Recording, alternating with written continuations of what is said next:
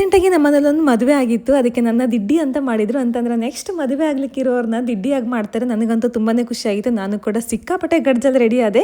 ಹಾಗೆ ನನ್ನ ಈ ಚಾನಲ್ನ ಒಂದು ಸ್ಫೂರ್ತಿ ಅಂತಂದರೆ ಈ ಚಾನಲಲ್ಲಿ ಜಾಸ್ತಿ ದೇವಸ್ಥಾನಗಳ ವಿಡಿಯೋ ಮಾಡಲಿಕ್ಕೆ ಇವರೇ ಮಂಜುಳಾ ಅನ್ನೋರೇ ಕಾರಣ. ನನಗೆ ತುಂಬ ಜನ ಕೇಳ್ತಿದ್ರಲ್ವ, ಇವರೇ ಒಂಥರ ನನ್ನ ಬೆನ್ನೆಲುಬು ಅಂತಲೇ ಹೇಳ್ಬೋದು. ಸೊ ಇವರಿಂದನೇ ನನ್ನ ಚಾನಲ್ ಇಷ್ಟೊಂದು ಬೆಳೆದಿರೋದು. ಸೊ ನಾನು ಕೂಡ ಇವ್ರ ಮದುವೆಗೆ ಸಿಕ್ಕಾಪಟ್ಟೆ ಚೆನ್ನಾಗೇ ರೆಡಿ ಆಗಿದ್ದೆ. ಅದು ತುಂಬ ಜನ ಕೇಳಿರೋದು ನನ್ನ ಈ ಗ್ರೀನ್ ನೆಕ್ಲೆಸ್ ಎಲ್ಲಿ ತಗೊಂಡ್ರಿ ಅಂತ. ಇದನ್ನ ನಾನು ಪಾಟೀಲ್ ಶಾಪ್ ಕುಂದಾಪುರದಲ್ಲಿ ತಗೊಂಡಿದ್ದೆ.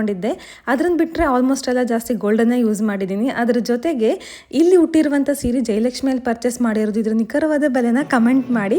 ಎಲ್ಲ ಸಿಕ್ಕಾಪಟ್ಟೆ ಗ್ರ್ಯಾಂಡ್ ಆಗಾಯಿತು. ಅದರಲ್ಲಿ ಲಾಸ್ಟ್ ಪಾರ್ಟ್ ಅಂದ್ರೆ ನನಗೆ ಸಿಕ್ಕಾಪಟ್ಟೆ ಇಷ್ಟ ಆಯಿತು. ಏನಕ್ಕಂತಂದರೆ ಯಾರು ದಿಡ್ಡಿ ಆಗ್ತಾರಲ್ವ ಅವ್ರಿಗೊಂದು ಸೀರೆ ಕೂಡ ಸಿಗುತ್ತೆ. ಸೀರೆನೆಲ್ಲ ತಗೊಂಡು ಹಿರಿಯವರಿಂದ ಆಶೀರ್ವಾದ ಸಹ ಪಡೆದಾಯಿತು. ಎಲ್ಲ ಒಂದು ಕಡೆ ಮದುವೆ ಕೂಡ ಸಿಕ್ಕಾಪಟ್ಟೆ ಗ್ರ್ಯಾಂಡ್ ಆಗೋಯ್ತು. ಆದರೆ ನಾನು ಖುಷಿಗಿಂತ ಜಾಸ್ತಿ ಬೇಜಾರು ಪಟ್ಟಿದ್ದೆ ಜಾಸ್ತಿ. ಏನಕ್ಕಂತಂದರೆ ನನ್ನ ಎಲ್ಲ ವೀಡಿಯೋಸ್ನ ಇವರೇ ಜಾಸ್ತಿ ಮಾಡ್ತಾ ಇದ್ರು, ಎಲ್ಲ ಕಡೆ ಇವರೇ ಬರ್ತಾ ಇದ್ರು.